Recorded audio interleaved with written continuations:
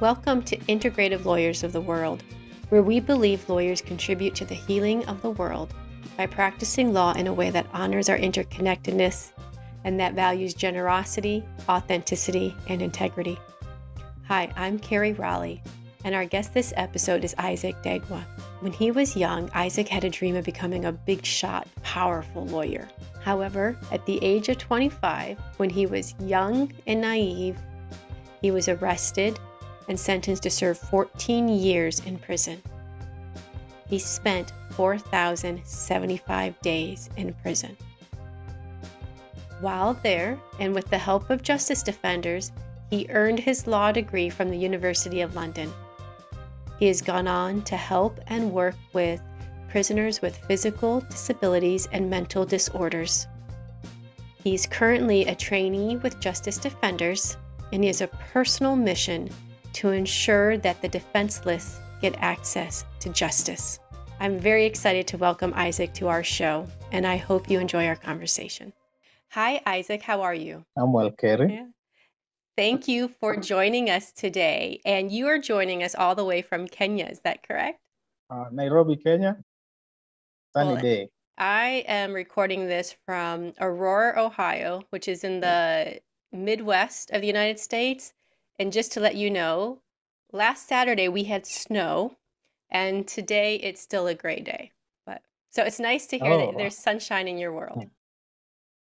Yeah. It's quite a big difference. Yeah.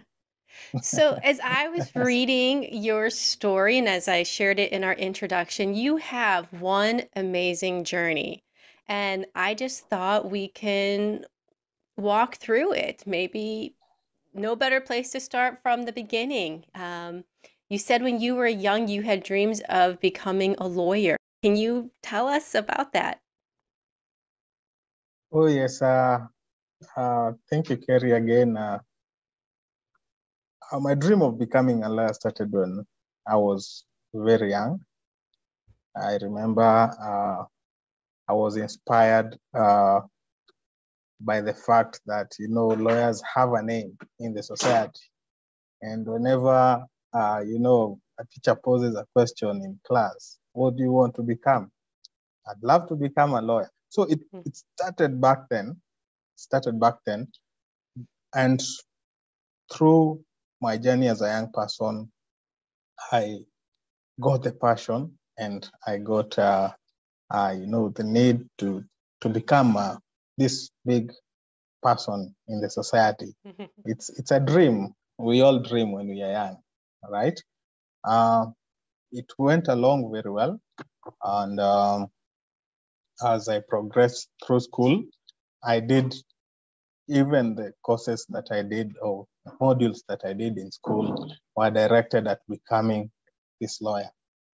And the dream was coming true until a point when when the would-be lawyer went into prison.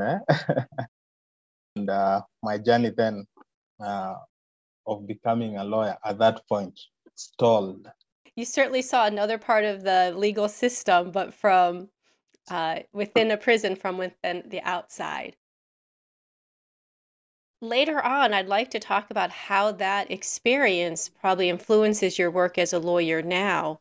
But before we get to that, can you talk a little bit about what happened? You said you were 25 and young and naive when you were arrested. Yes, I was young and I was at a point in life when you feel it's like you become man. You don't want to listen to anyone. You don't want to listen to advice from family, from friends, and I got into bad company. I got into bad company and bad habits, bad living habits, so to say. And within that period, I got involved with this company that was,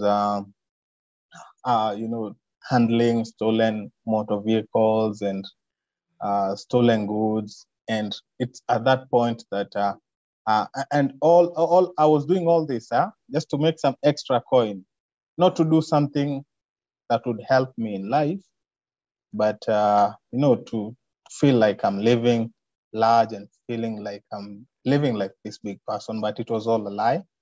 And it's at that point that I got arrested, and I was charged with a case of handling a stolen motor vehicle. But as it was, the vehicle was stolen so recently. So I was charged with the main charge and a capital offense of robbery with violence that would have attracted a death sentence. Yeah, so that's how I got, yes. Were you involved with the robbery or no? I was not involved in the robbery. But you got charged I with did it not because... participate in, yes. Yeah, I did not participate in the robbery, but I got the fruits of that robbery. The fruits, by the fruits I mean, whatever was stolen from the robbery in the name of a vehicle, I was arrested while handling it. Wow. Yeah, and just to be so clear, I participated on that end. On the handling part, I participated. It's good also to take responsibility of actions, good or bad. What would the sentence have been if it was handling a stolen car that was not involved in a robbery? The charge that I was charged with, yeah, on robbery with violence, yeah, attracts a death sentence. The charge attracts a death sentence. However, along the trial, the judge evaluated the circumstances of the case. And one of his grounds of not sentencing me to death is that at the point of arrest, I was not harmed. I was not armed, I'm sorry. I was not armed. The victims were not injured. They were not harmed. And he made a disclaimer that if maybe there would have been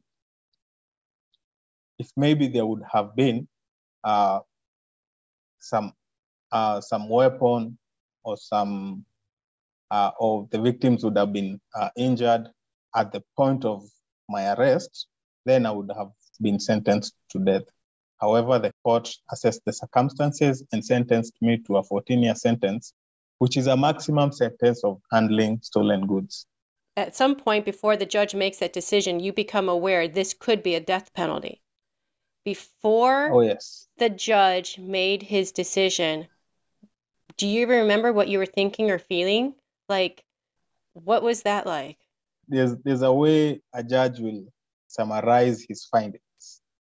And somewhere in the middle, they'll give you an indication that this is not going good. They'll give the facts. Yeah. They'll give the facts of the case. And then somewhere in the middle of that summary, they'll say, however, according to the circumstances of this case, we have evidence that this points to you. Whatever happened, the circumstances can point at you being involved in the whole offense. So at that point is when you feel, you feel numb. It's like you're not feeling anything. You can't think rationally because you know the consequences. Yeah. You know, at the end of his summary, what he'll say. At that point, I was so fearful. Yeah. I could not think straight. I could not imagine that my life is coming to an end because whatever was coming, I was staring at death. I was staring at a death sentence. And it's only by, I would say by luck, that at the end of that summary, the court considered the fact that maybe he even considered that these guys were young when they committed this offense. And he gave me a 14-year sentence.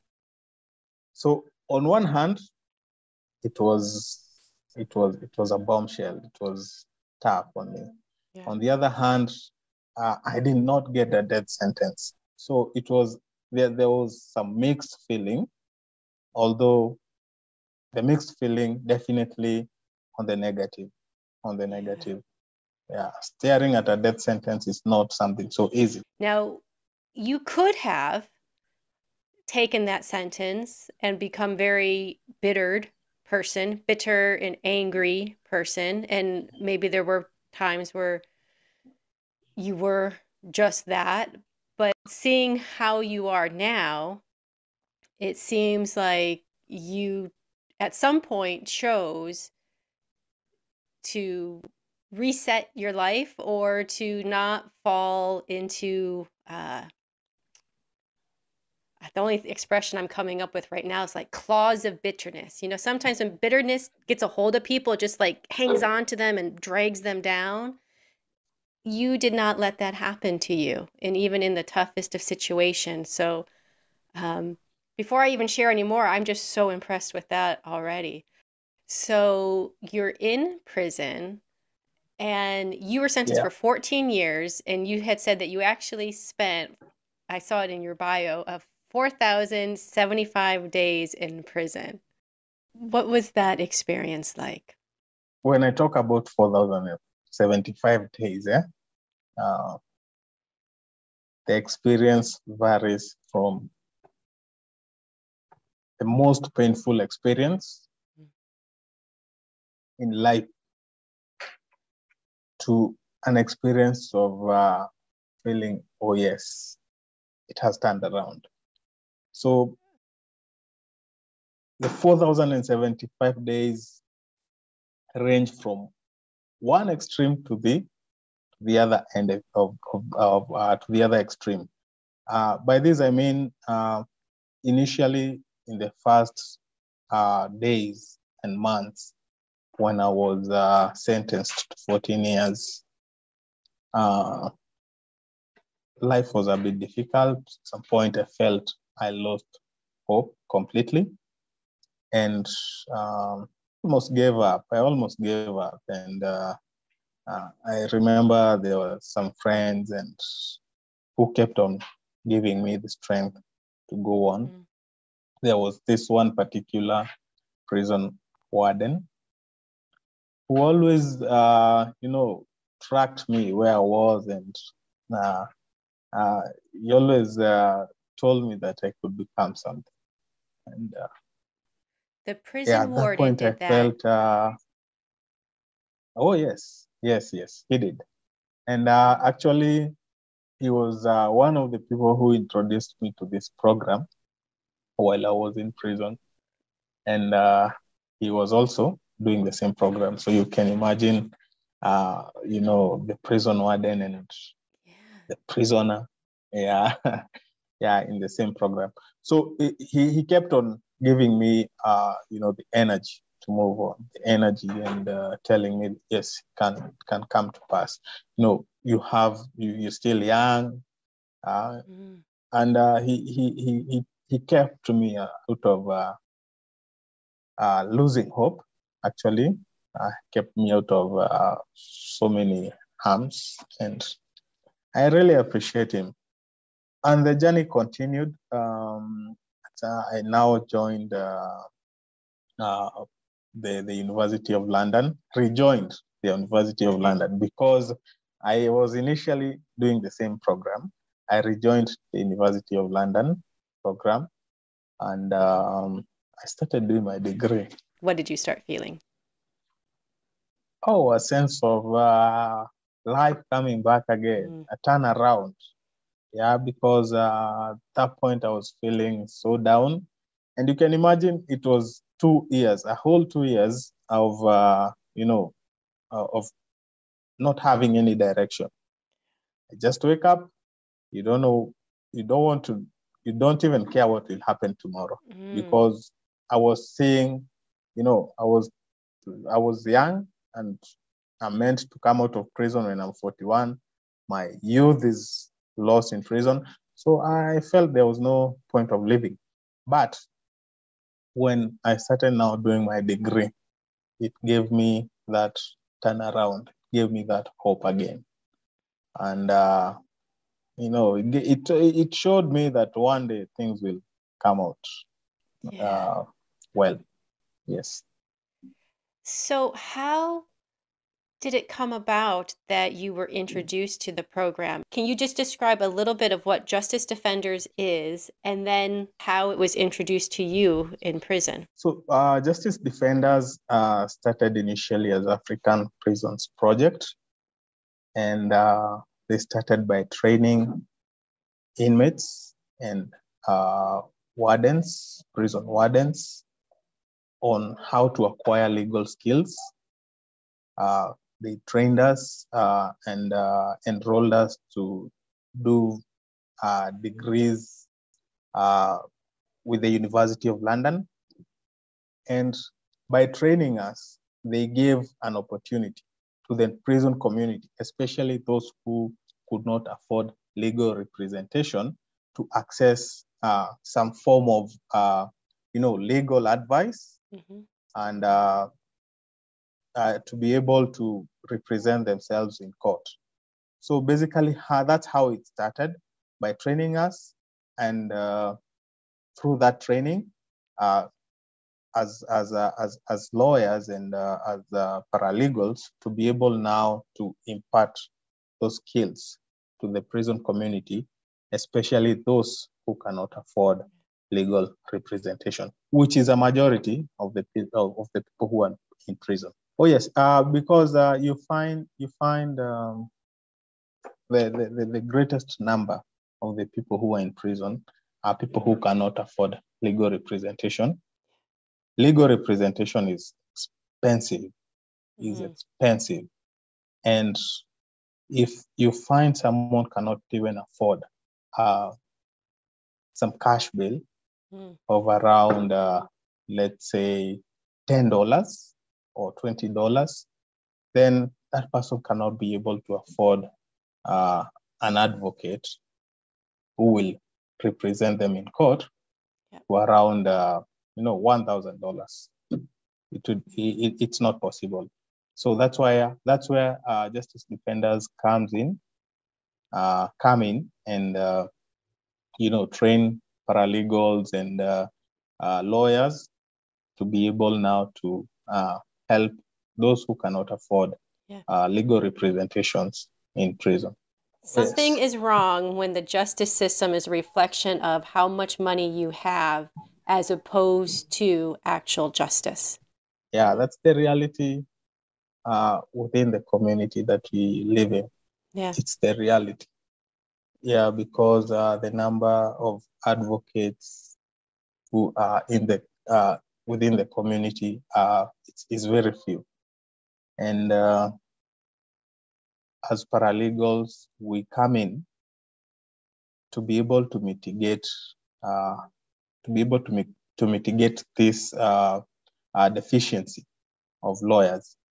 And through the skills that we gain, we are able now to advise clients or inmates in prisons to be able to do self-representation, which is better than not having any skill or any knowledge on how to be able to represent themselves. Can we go back to how you were introduced into the program? So you're in prison. How did you become aware of it? Was it through the warden? Yes. It was through the warden and a few of my friends who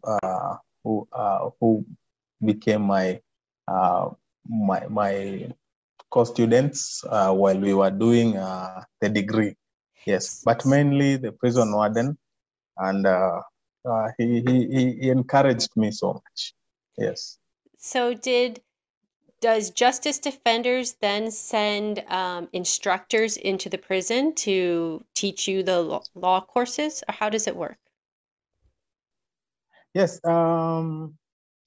Actually, I started my degree back in 2014. And at that time, Justice Defenders invested heavily on us to make us lawyers. Mhm. They talked to the University of London. They were in partnership with the University of London. They who gave us the course modules, the reading materials through Justice Defenders. They also got partners who supported us. And at that time, they also provided us with tutors who took us through the modules in a way to Okay. support us to be able to pass our exams. So you had course modules provided from the University of London.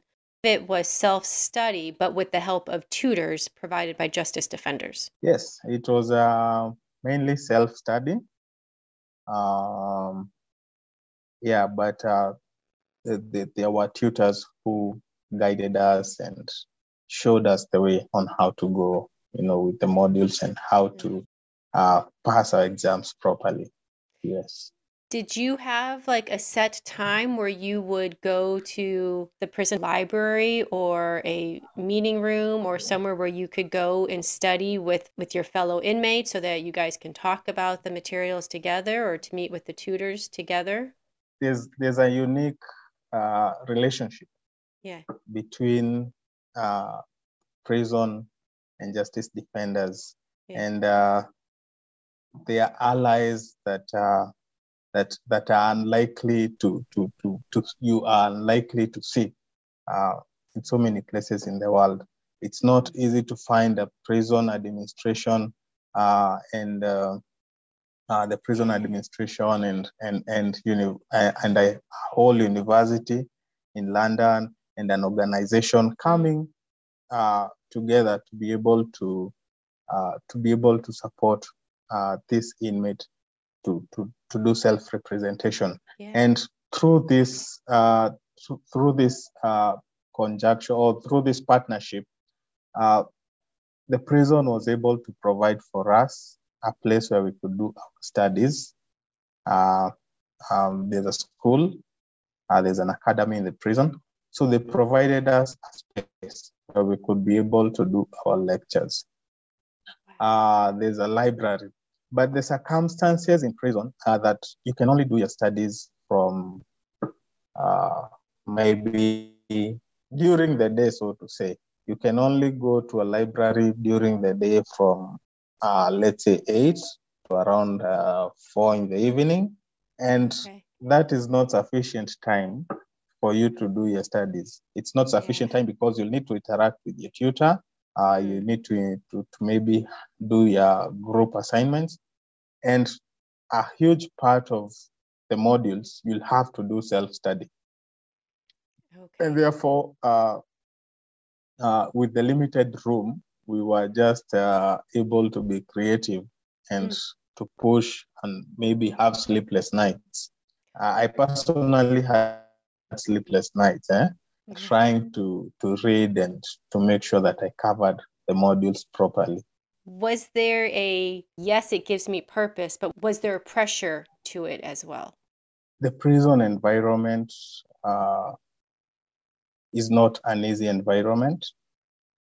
And I'm doing these studies or I'm gaining my law degree Mm. while in prison. And the reason why I'm gaining this law degree is to be able to serve the defenseless. So I understand their pain. And in our community, we believe that some ills or some things can only be rectified uh, and can only be seen by the eyes that have cried because of the pain that we feel. And by this, I mean that when you go through a legal system and you find you cannot be able to represent yourself, and the result of that becomes an injustice, and that person finds themselves in prison. It's so painful. It's so painful because you find the only reason why this person is in prison is because this person could not afford legal representation.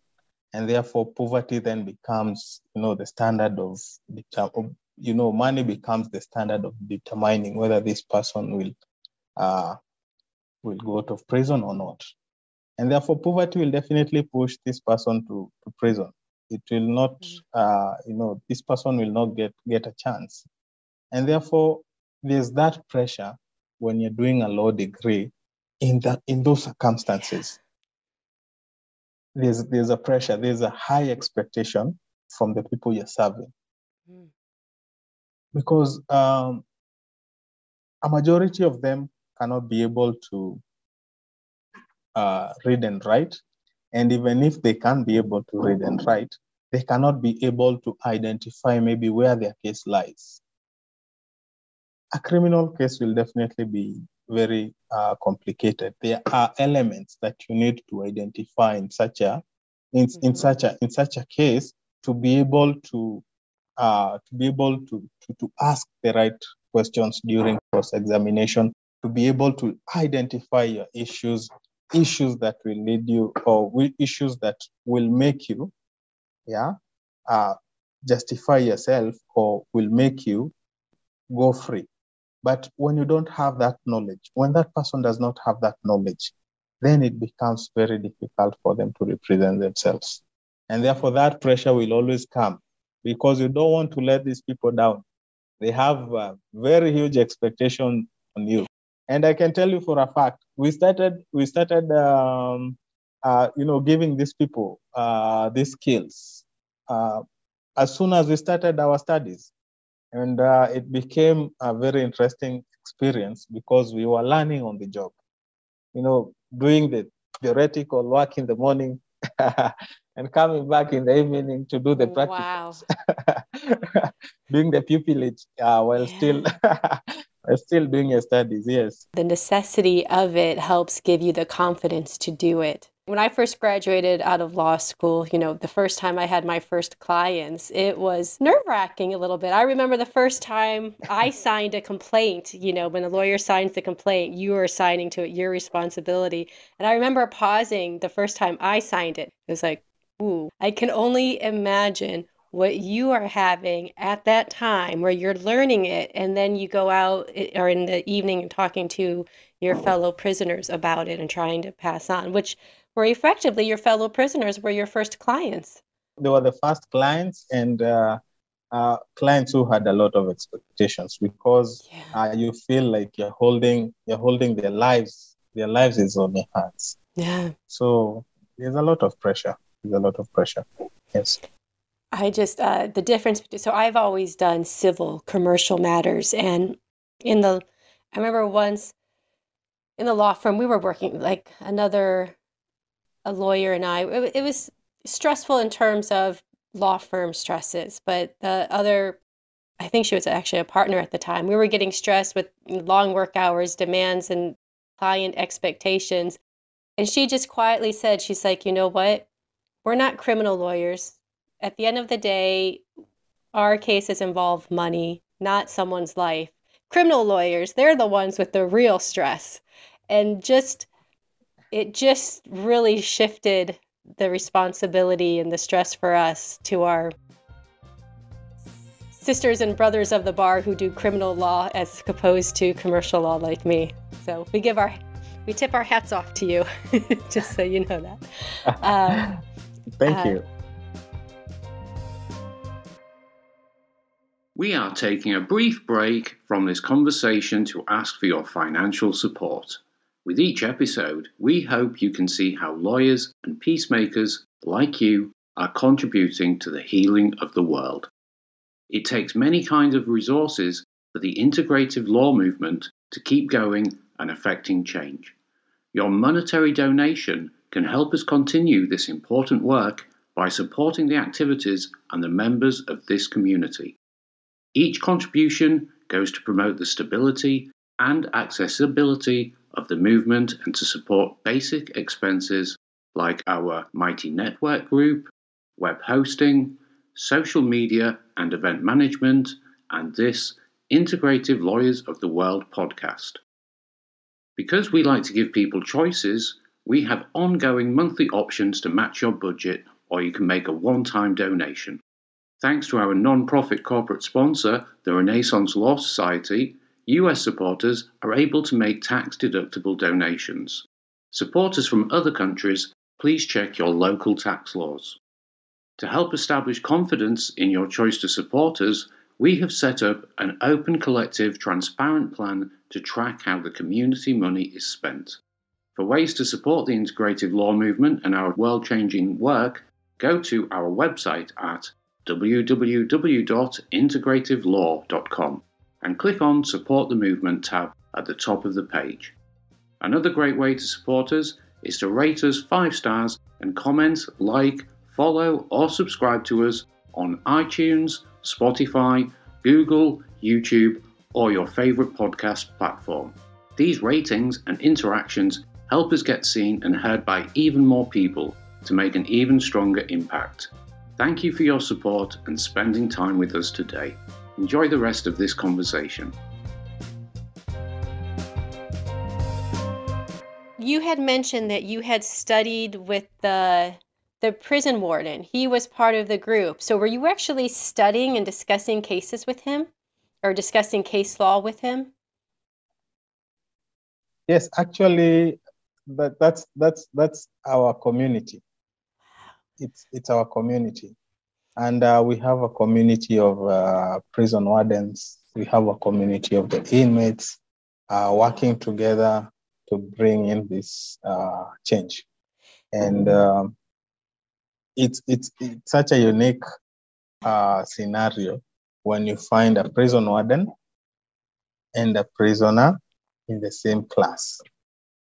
See, there's some form of standardization at that point because the prison warden will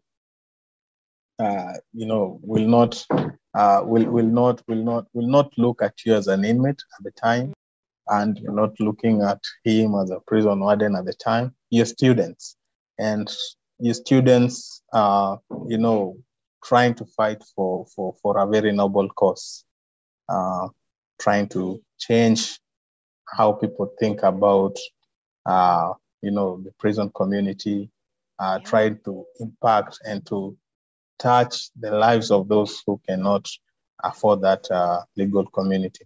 Actually, it's a unique program because we get skills. Yeah, we get skills with the inmates and the prisoners, and we get to coordinate with each other and be able to serve the community. With us not being seen as inmates and them not being seen as prison wardens. Yes. That's huge. As people are listening to this, I'm hoping that it will take away people's bias or perceptions of what a prisoner is. And just how you did that, the idea that warden being part of this too, by you sharing this story, it really helped open my eyes to that bias that I have. And that all sides of the justice system, from the prisoners as well as the wardens and the officers who really are committed to justice for all. I didn't even realize I had that bias until you had shared the story about the warden, because I was so shocked. I'm like, oh, the warden was part of this too? And you're using the word unique, but a very holistic approach that Justice Defenders is using to include the different, you have a community within the prison, and to be including the different parts of the community in their program. Very wise, very holistic at the same time. Yes, it's holistic, and it's not only limited to the prison itself, because the partnership has extended and has grown with time to an extent now that justice defenders can partner up with even the courts to be able to facilitate this fair trial to take place and to be able to give a chance to this person or to the victims to have an equality of arms, because our justice system is adversarial. The judge will just sit and make notes from the complainant and or rather from the prosecution and from the accused person, and they are there in the middle to make a determination. So they are seen as non-partisan, and therefore, when we elevate this inmate, when you elevate this accused person to an extent that they can be able to represent themselves, even the court appreciates, because the court is not there to victimize this accused person. The court is there to ensure that whatever verdict they give is fair, just, and reasonable. And therefore, when you give this person or you elevate them to that extent, the court appreciates so much. And I can say for a fact that this partnership is being appreciated by the courts to an extent that our court systems have what we call court users committees, which is a committee that has all the stakeholders that use the courts, and justice defenders then has become part of the stakeholders. We can sit in those committees and we can be able to give our feeling about how these accused persons need to be, to be treated and to ensure that these people get fair trials. Okay. And it's something that is very whole and comprehensive, very holistic, as you have said. In 3 countries so far. Okay. We are in Uganda, we're in Kenya, and we are in the Gambia. And probably very soon we will be spreading our wings. Very good. Justice Defenders started as African Prisons Project back in 2007. And it started by our founder, Mr. Alexander McLean, visiting a hospital in Uganda and finding an inmate who was homeless, who didn't have parents, and he was in his dying moments. He was at the end of his dying moments. He didn't have anyone to take care of him. And this gave him the passion to be able to work in prisons and to be able to assist prisons. And that was in Uganda. And with time, he started now the organization and went into prison. And in as much as he saw there was need for health facilities, he also saw the need of empowering, the prison community. He saw the gap within the justice system and empowering the community to be able to, the prison community to be able to defend themselves. And therefore, the law program started within the prison system, the legal education, the legal practice. The programs have grown since that time to a point now that we are able to serve so many clients or so many inmates and to be able to equip them with the skills. We are actually having around 43 graduates so far who have graduated with the University of London degree as at now. Yes. Wow. That's amazing. Absolutely wonderful. And when you Yeah, it finished your is. studies, do you have to take the individual exams? Is there a bar exam like in the U.S. law schools? We have to take a bar exam to become a lawyer. Did you have to take any exam like that? Well, we are in the process. We first did our degree, but we at that point we were limited by the fact we could not sit for the bar exams Okay. because we were limited by the fact that we were in prison at the time. Mm. In our system, uh, you do the degree and then you go to law school where you do your bar exams. Okay. So there are two separate systems. Okay. You go get a degree from, say, one university, and then there's the regulatory board that gives the bar. So that's why you go and do your bar exam.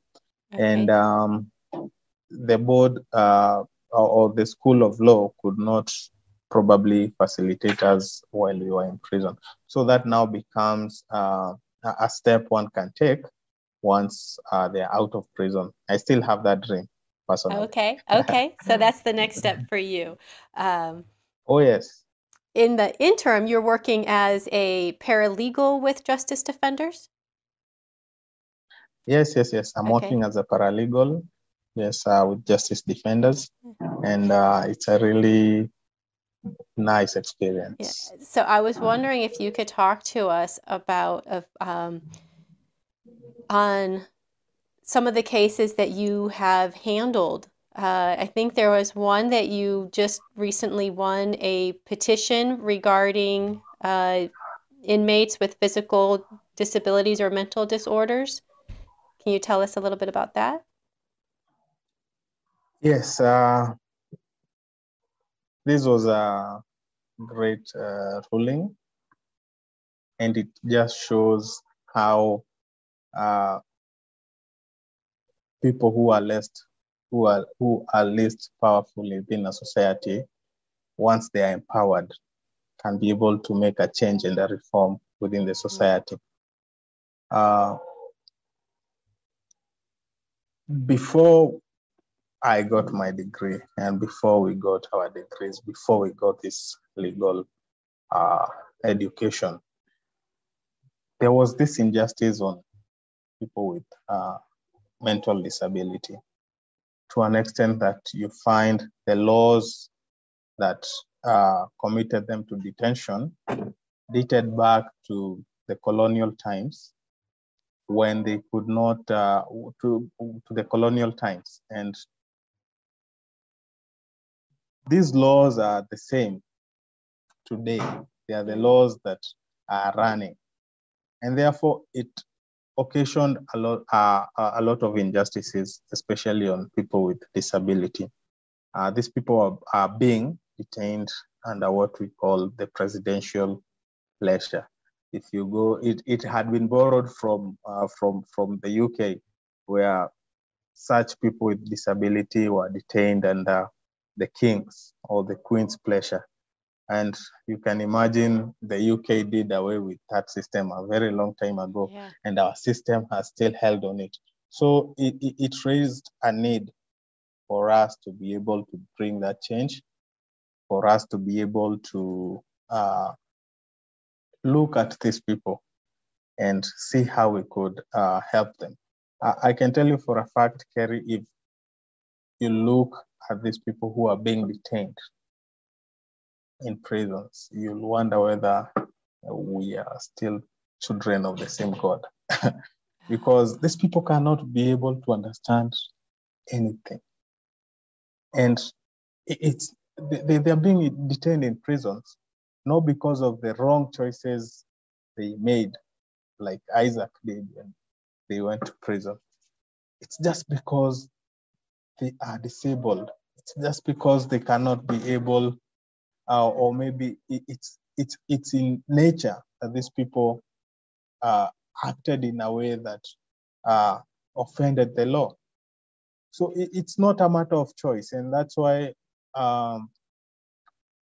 putting these people under that presidential pleasure, which means for an indefinite period of time, then becomes a very unfair way of treating people with mental disability. Yeah. They are human too. No, actually what happened is our court system have what we call a constitutional division at the High Court. And the court allows us, and the Constitution allows us, to identify where there has been a fundamental breach of the fundamental rights, a breach of the fundamental rights under the Bill of Rights. And one of these rights is a right to be treated in a human and degrading manner, or rather a right not to be treated in an inhuman and degrading manner. And therefore we wrote this petition, we prepared this petition, and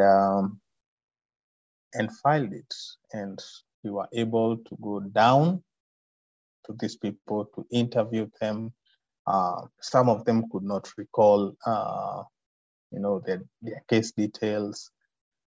And we had to partner up with the prisons to be able now to get the necessary details. We compiled the whole case. We compiled our petition, and we raised our grounds on which we believed there was a breach of their fundamental rights. One of them is being detained indefinitely, which causes the inhuman and degrading treatment. Secondly, touched on their rights to a fair trial, because a trial begins at the point of arrest and ends at the point where an appeal has been exhausted and a sentence has been affirmed. So when you sentence a person to an indefinite period of time, you deny them their right to a fair trial. And thirdly, we raised an issue in regards to treatment of people with disability. Our Constitution is very express that people with disabilities, any kind of disabilities, should not be treated in an inhuman and degrading manner. And therefore, our argument was putting these people in a prison facility, detaining them in a prison facility on the basis of their disability was unconstitutional. And that's the point. Those are the points that we took to court and based our petition on. Yes. And did the court rule on that? Oh, yes. The court ruled on the same. We got to a hearing after preparing, the petition. We got a hearing date, and we also looked for other partners. We were with a constitutional government body called the Kenya National Human Rights Commission, and it's a constitutional body which was in support of our cause. And we made our submissions.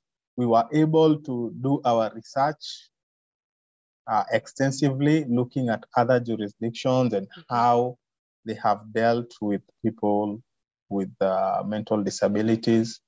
We were able maybe to look at the UK and how it moved from the Queen's pleasure or Her Majesty's pleasure into a system where the power was given to the courts. Okay. And the courts are the ones to determine when this person ought to be released, rather than the executive, because there's a balance. There should be that balance of the separation of powers, that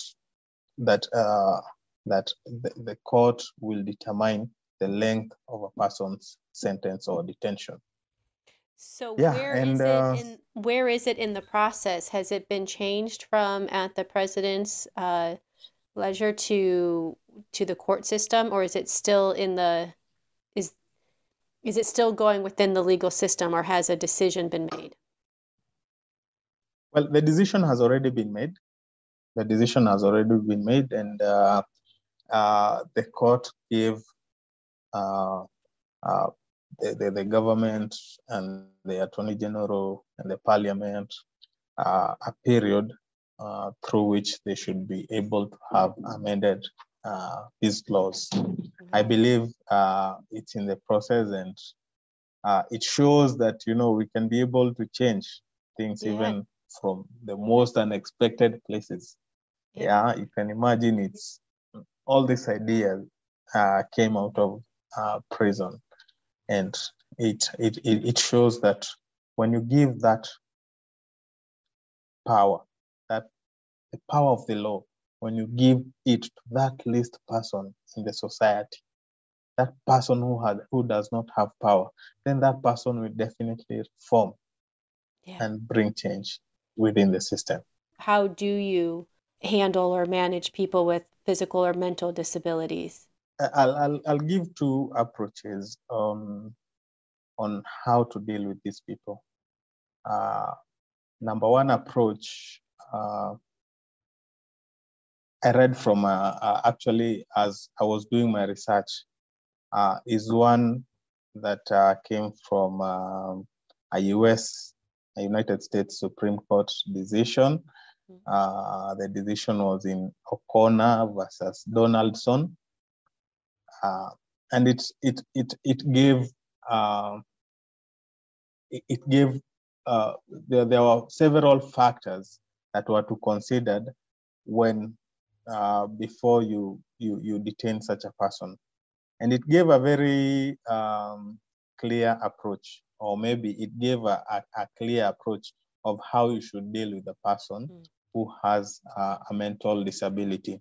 And one thing that came out is that mental disability alone should not be a basis of detaining this person in prison. And secondly, what came out of that ruling was that if a person, number one, is not dangerous to the society and can be able to live by himself or with the help of the family, then this person should not be committed to detention. Okay, so that was a decision that was very, very elaborate on how and gave us ideas on how a person with mental disability should be dealt with. Because you'll find that yes, this person did an offense. They did not have the culpability, the criminal culpability, to be found guilty.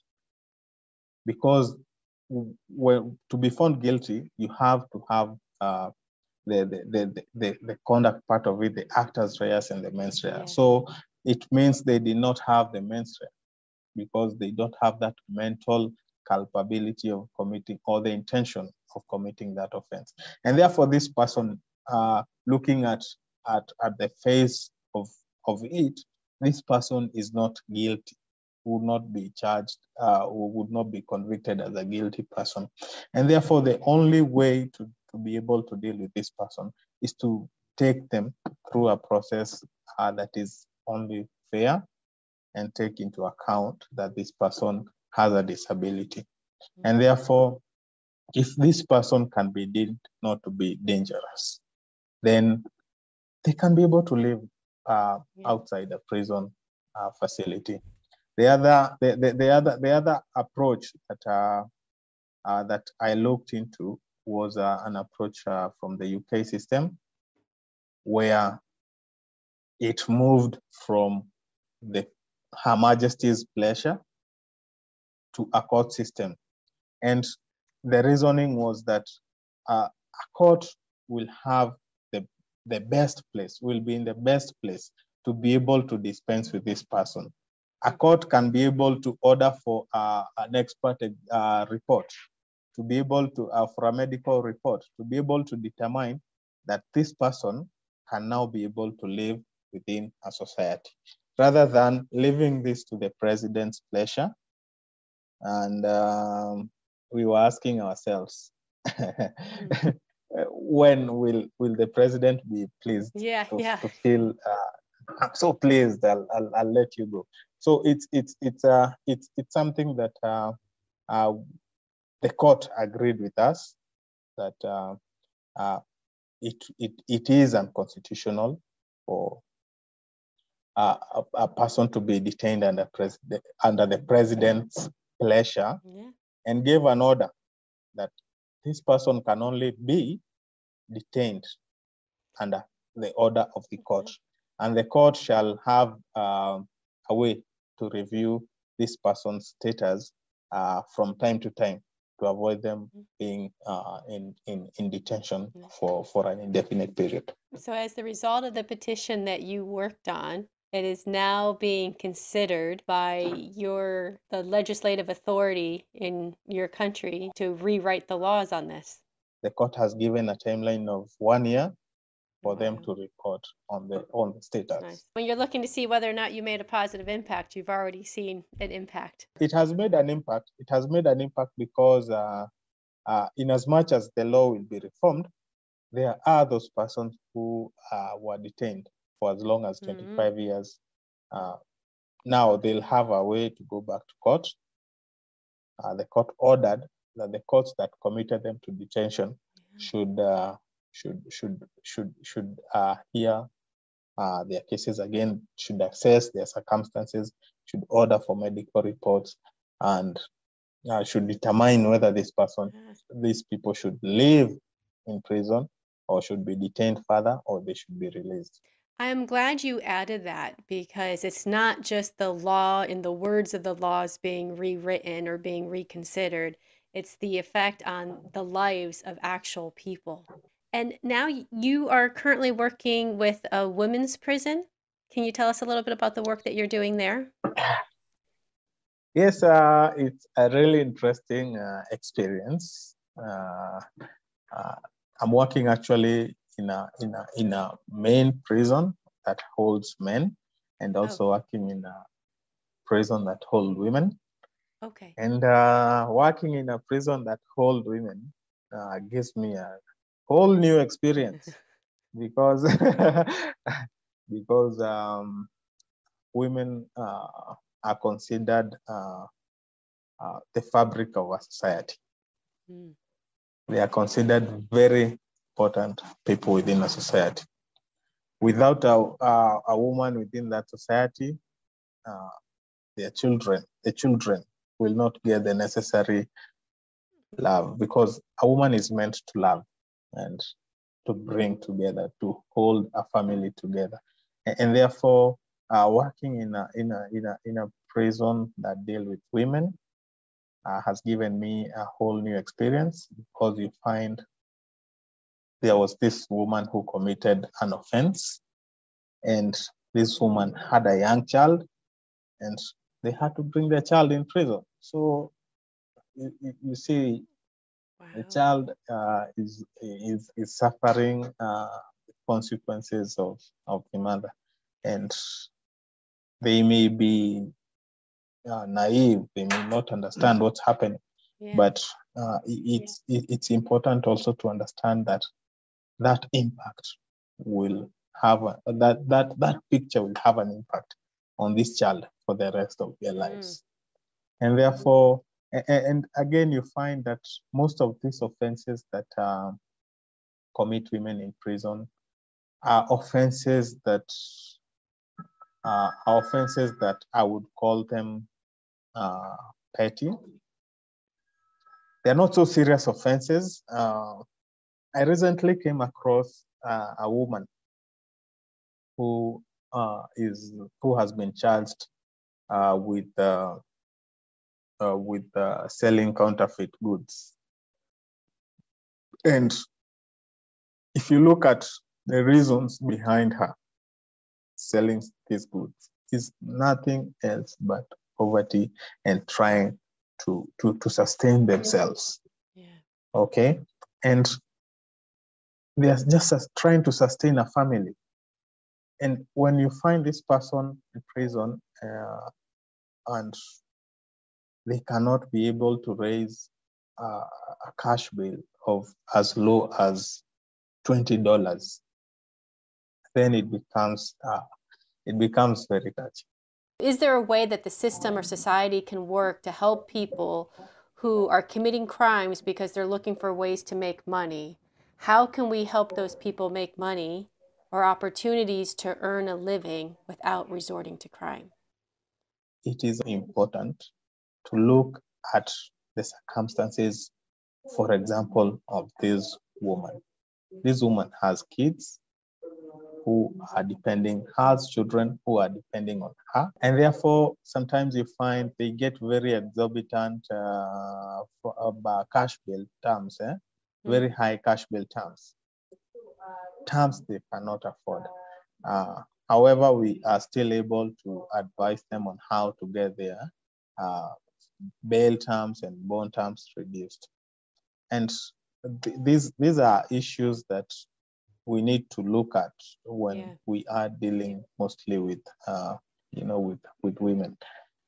Probably the other offense that is so prevalent in women prison, you'll find, is an offense called child neglect. And this strikes a very hot debate when you put a woman in prison for child neglect. The next question you'll be asking, and where is the father? Because you'll find this is a single woman, and obviously the fact that her marital status is single does not mean that this child does not have a father. Then it strikes a debate on why women should be discriminated on this basis. Again, take away this woman from the society, or take this woman into prison. Will it give a solution? It will definitely not give a solution. So when we come to such offenses that relate to women, there are better approaches to deal with them. There are better approaches. They could be given custodial sentences, and they could be committed to a sentence that they could be able to, that some observation could be made to them on how they're taking care of their children, rather than committing them to prisons. Is there anything else about your prison experience that you would like people who have never been in prison to understand? It is important. It is important for young people to understand that crime will not always give a solution to anything, or for them to be able to make it in life. Number two, I would also look at people who may think that someone who goes to prison cannot make a difference, because you find so many people come out of prison reformed. So many people are in prison, and yet they can still make a difference in prison. So one thing that I understand is that it does not matter where you are. You can still make a difference. You can still make a difference. And as I always say, that if we can be able to make a difference while in prison, if I could be able to get a degree while in prison, then there's nothing that I cannot achieve in life. There's nothing. Yes. So it is important to keep hope alive. Yes, it's important to keep hope alive, and also to ensure that we develop we develop each other. We develop each other, just as Justice Defenders is doing, to develop the community through providing legal education to inmates and prison wardens, providing legal representation to inmates. It's something that should be done and should be emulated. And if we can get even support to be able to do more work on this, then it would be important to grow us as Justice Defenders. The integrative law movement or integrative lawyers celebrates a way of looking at the law as a means of honors our interconnectedness as humans, the interconnectedness of systems, and practicing law in a way that honors that interconnectedness, but also honors authenticity, generosity of spirit, generosity of our help, and integrity. You are an integrative lawyer. What does being an integrative lawyer mean to you? Well, currently it means everything to me and to my life, because as I started my life, my legal career, back then, if I went to prison, I looked at the legal career as a way of making money or making this big shot lawyer. But along the way, when I studied my law degree while in prison, it made me look at the legal profession from a different perspective, a perspective of being a servant, a perspective of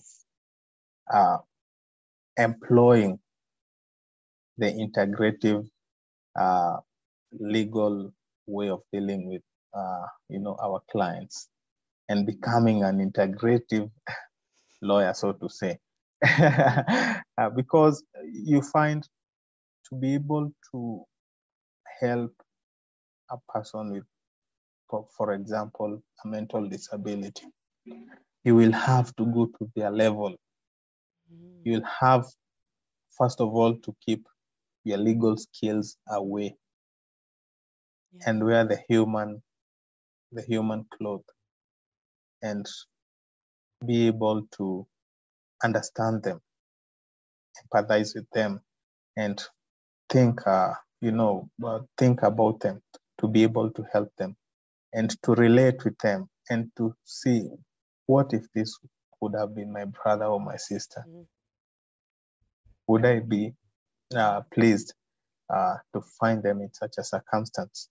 So it's something that has made me become the integrative lawyer. And when it comes to integration within Justice Defenders, we always say that we are a community of unlikely allies that comprises of the courts, that comprises of the prison system, that comprises of the community, that comprises of the people who are accused of committing these offenses. So we are a holistic, integrated community that fights for justice, and therefore it makes us Justice Defenders also part of the integrative legal system. We see it in the biggest approach is you are contributing to the healing of the world. It was so nice meeting you today. Thank you so much for being part of Integrative Lawyers of the World. Thank you, Kerry. I appreciate so much.